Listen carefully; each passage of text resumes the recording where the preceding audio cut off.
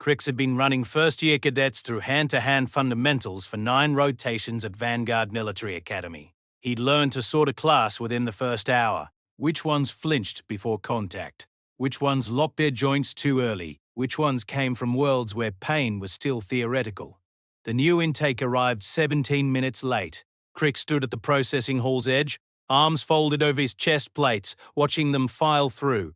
Titaners lumbered in clusters, their footfalls vibrating the floor. Valesi cadets drifted on stabilizer pads. 2 Keth recruits angled their gills away from the ventilation grates. Then there was the human. She came in near the back, kit bag on one shoulder, drinking from a sealed thermal canister. No urgency, no scanning. She sipped, swallowed, and kept walking like crossing 6 systems to the sector's most competitive combat academy wasn't worth hurrying for. Crix's datapad listed her as Cadet Alex Morrow, homeworld classification 12. He read the number twice. You'll want to hear how this played out.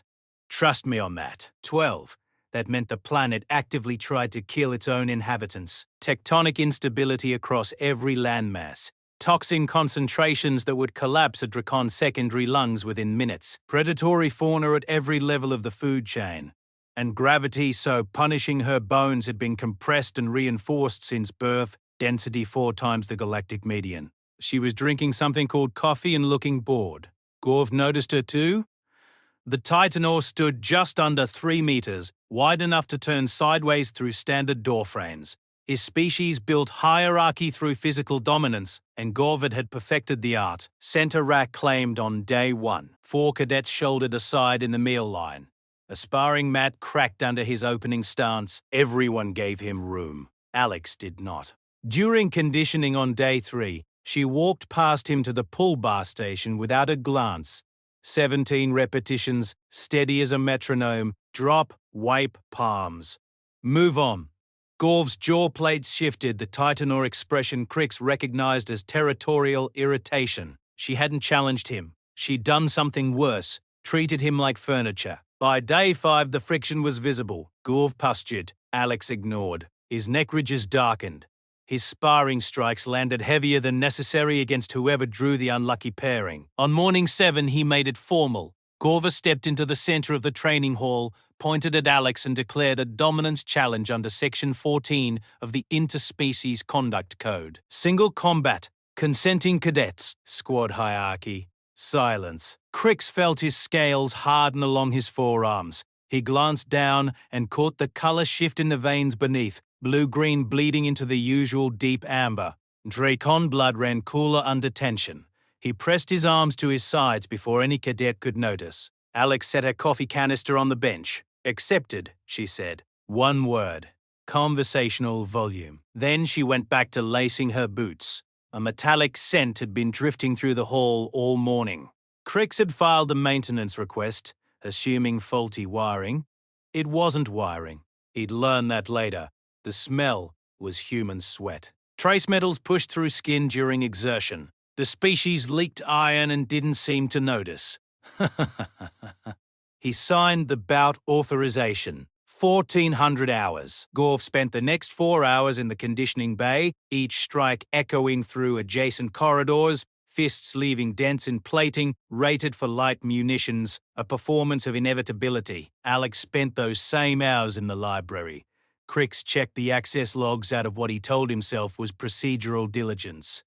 She'd pulled files on Titanor joint articulation, nerve cluster maps beneath bone plating, and a medical paper on impact stress fractures along dorsal ridges. Read for nearly 3 hours, then walked to the mess hall, ate without rushing, and had more coffee. At 13:55, the training hall was cleared. 46 cadets packed the observation tier. Crix stood at the officiating position, datapad recording. Gorv entered first, rolling his shoulders until the bone plates settled with an audible crack. He stamped once. The floor answered. Alex walked in 5 seconds later. Same pace she used for everything. She stopped at her mark, hands loose at her sides, and looked at the Titanor the way someone checks a weather display. Crix started the countdown. The tone sounded. Gorv moved first. He closed the distance in 2 strides and swung a hammer fist at the junction of Alex's neck and shoulder. Alex wasn't there. She stepped left, just enough, and Gorva's fist cratered the mat where she'd been standing. The impact vibrated through the floor plating. Gorv reset, swung again, missed. Each time, the human moved the minimum distance required and no more. She wasn't retreating. She was letting him spend himself. Gorv reached for the training blade at his hip, blunted regulation equipment still capable of breaking bone in Titanor hands, and swept it at her ribs. She caught it. Her left hand came up and closed around the flat of the blade mid-swing, metal meeting skin, then nothing. She held it there, fingers wrapped around the edge, absorbing the full momentum of a 3-meter Titanor strike without her shoulder so much as rotating backward. Then she looked up at him and smiled. Gorv froze. Every dominance instinct in his species was built on the assumption that size dictated outcome. Crix watched that assumption shatter in real time. Alex released the blade. Gorva stumbled half a step, then charged.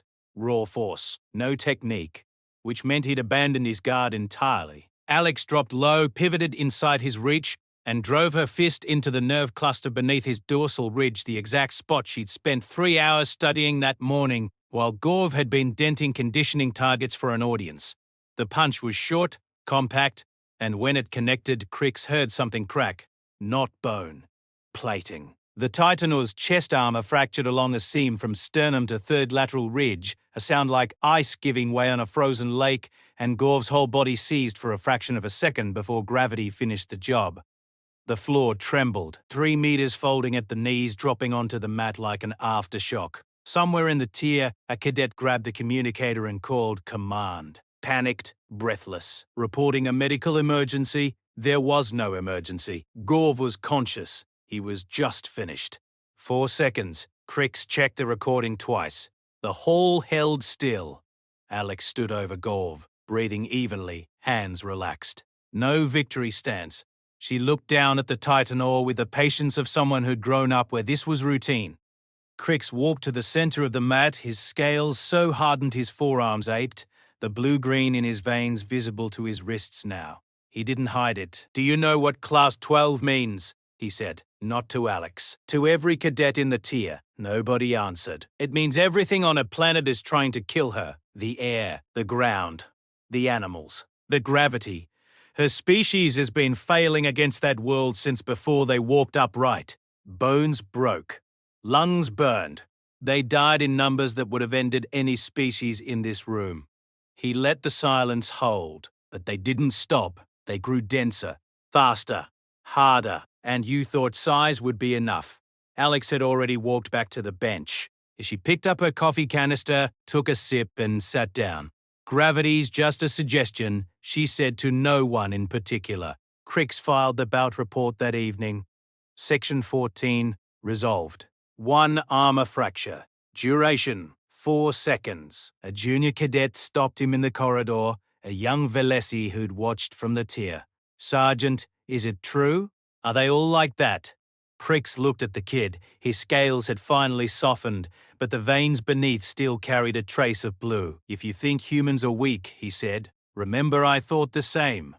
The coffee canister was still on the bench when he locked the hall for the night. Condensation had gathered on its surface, small beads catching the emergency lighting. It looked ordinary. It looked like nothing at all.